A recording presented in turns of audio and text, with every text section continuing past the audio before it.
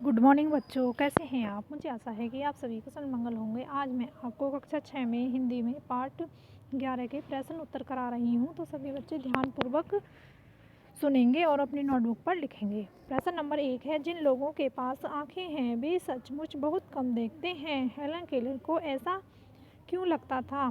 तो इसका आंसर है, हेलन केलर को ऐसा इसलिए लगता है क्योंकि जब प्रकृति की वस्तुओं को छूने से इतना आनंद मिलता है तो उन्हें देखकर तो मन मुग्ध हो जाना चाहिए, परंतु दुनिया के सुंदर रंग लोगों की संवेदना को छू नहीं पाते हैं। ये इसका आंसर है।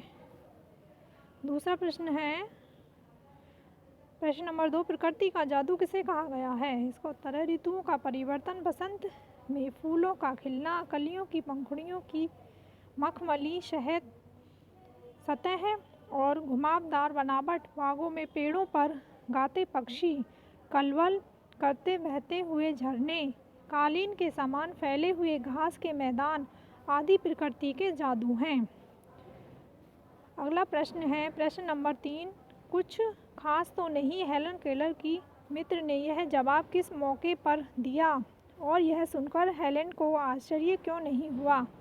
इसका आंसर है, कुछ खास तो नहीं। यह जवाब उसकी मित्र ने तब दिए जब वह जंगल की सैर करके लौटी थी। हेलन को आश्चर्य इसलिए नहीं हुआ क्योंकि वह इस तरह के उत्तरों की आदी हो चुकी थी।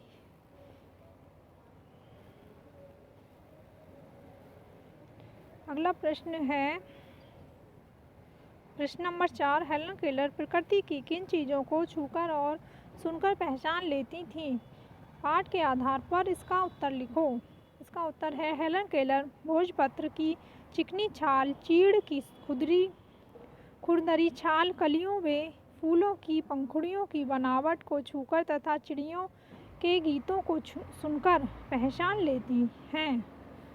प्रश्न नंबर 5 है, जबकि इस नियामत से जिंदगी को खुशियों के इंद्रधनुषी रूपों से हरा भरा किया जा सकता है, तुम्हारी नज़र में इसका क्या अर्थ हो सकता है? उसका उत्तर है, जबकि इस नियामत से जिंदगी को खुशियों के इंद्रधनुषी रंगों से हरा भरा किया जा सकता है, इसका अर्थ है कि प्रकृति की इन अनेक सुंदर वस्तुओं को देखकर आनंद उठाया जा सकता है और अपने सारे दुखों को भुलाया जा सकता है। यानी इस आंसर में लेखिका कहती हैं कि हमें प्रकृति की सुंदरता को देखकर बहुत ही आनंद मिलता है और हम दुखों को भी भूल सकते हैं प्रकृति की सुंदरता को देखकर।